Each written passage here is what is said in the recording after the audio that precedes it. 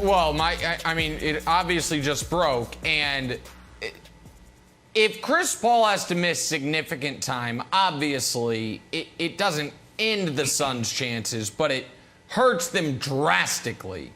And for a guy who is the closest he's ever been to an NBA Finals, with the exception of 2018 when, as his team went up 3-2 on the Warriors, he pulled his hamstring, never to play again that season as they lost the next two.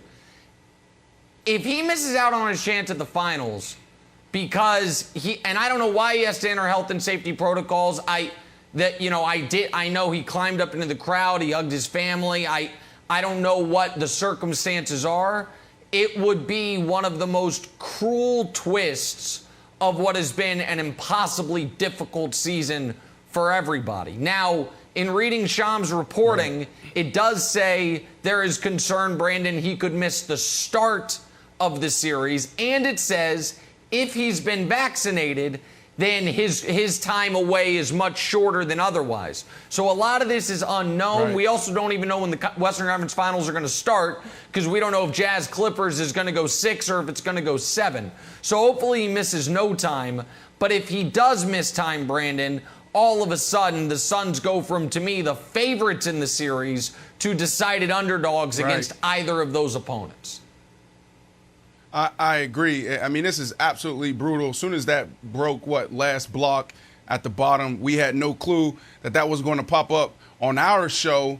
We all just said, oh, man, right? Because this is a guy that's dealt with so much adversity in the playoffs. You talked about his hamstring, Nick, but remember, go back a little bit more, his wrist. And there was other moments where he started cramping up in games when his team was playing phenomenal. He was playing phenomenal. This is a dude this year that we were all rooting for. Look what he did last year in OKC. Look what he did this year in a short time, going over to the Suns and re-energizing, revitalizing this organization. They haven't been in the playoffs in 10 years. So this is devastating for him, his family, his team. Because if you're a player like his family, for instance, they're carrying this weight too. They know how bad he wants it. On the court, you got to go back to the first series. Like, what are we going to see? What are we going to get? Against the Lakers, the second game, 9 minutes, 19 seconds on the clock in the second quarter, he goes down with the shoulder and everything totally flipped. Now, they were up 2-0, but then they found themselves in a backyard fight, in a fight in the alley. That's what they found themselves in, and he was able to fight through it, but he was never the same until the sixth game, and he looked decent. Really, game 6. Right? So you may see that. Yeah, I mean, they have a chance. You got guys on that team, Ayton, Bridges, Booker that can step up and go for 20, 25 points. Defensively, they play together. They play phenomenally. They're the most balanced, most complete team, but it definitely hurts their chances, Nick.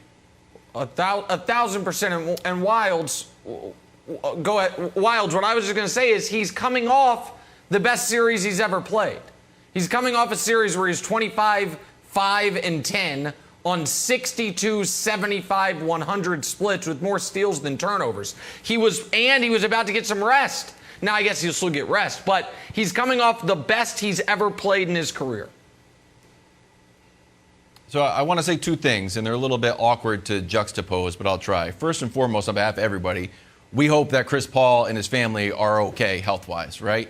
Obviously, if you're vaccinated, this disease or virus is far less consequential, but if you're not, it still can be terrible. So first and foremost, we will hope Chris Paul is okay.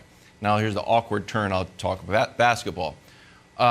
This is an opportunity, if Chris Paul does miss games, Nick, for Devin Booker's star to shine even brighter. And we just saw KD do it last night, and everyone's been talking about Devin Booker's kind of been this little hidden gem, didn't get a lot of national games, and now he is emerging.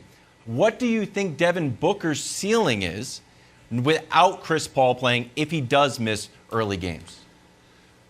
Well, the thing is this. I think, it's interesting juxtaposing it with Harden last night. Like, we were just talking about Harden on offense, just him being out there on the offensive side of the ball, even though he couldn't hit a shot, was helpful for the Nets functioning. Chris Paul, you saw when Brandon in the Lakers series, when for a couple of those games he couldn't lift his arm above his arm above his shoulder, he still was useful in getting them in their right spots, settling them down, getting them good possessions. I think Booker really relies on that. I think that just, I think that if this news was Chris Paul re-aggravated his shoulder injury and you were worried about how effective he was going to be, that's so different than if he can't physically be out there. And I just quickly echo Wild's point. Of course, of course we wish the best for Chris and his family. And also, we don't know if this is a positive test, if it's just exposure. We don't have any of the details. The fact that Shams is reporting their concern is that he could miss the beginning of the series leads me to believe that they are not concerned this is, going to be a multi-week ordeal. But the margins are so thin, Brandon. They have home court if they play the Clippers. And if you lose game one at home because Chris Paul isn't out there, that's enough to sometimes flip a series. And you don't know what you're going to get from the Clippers. The way Paul George is playing, you may not be able to drop, down 0-1, 0-2 and have a chance to come back. So this is devastating, like we've already said. Here's the deal. It's almost like what we're seeing in Brooklyn right now with James Harden. James Harden going out there and playing the minutes he played. He didn't impact the stat sheet in a major way. He only had 5 points, but his presence, the sigh of relief he gave everyone in that locker room was huge. I truly believe it's one of the reasons why they won that game. It took pressure off of KD. Like KD he didn't have to bring the ball up the court every single time. You didn't know if he was going to hit a three, if those shots was going to start falling. You had no clue, so it gave everyone a chance to pause and take a deep breath. You go back to the first series against the Lakers. The shoulder goes out. He still showed up. He still was sitting on the sideline. He still was there for tip-off. And that helped the team. Exactly what you're saying, helping Booker. So now we're talking about him potentially missing a game or two. We don't know what type of team we're going to get because that is their general. That's like Peyton Manning not being there. That's like Tom Brady or Patrick Mahomes not being there at the kickoff. Thanks for watching. Subscribe here to get the latest from the show. Also, be sure to check out more of the best clips from First Things First, or go watch a few segments from our other shows on FS1.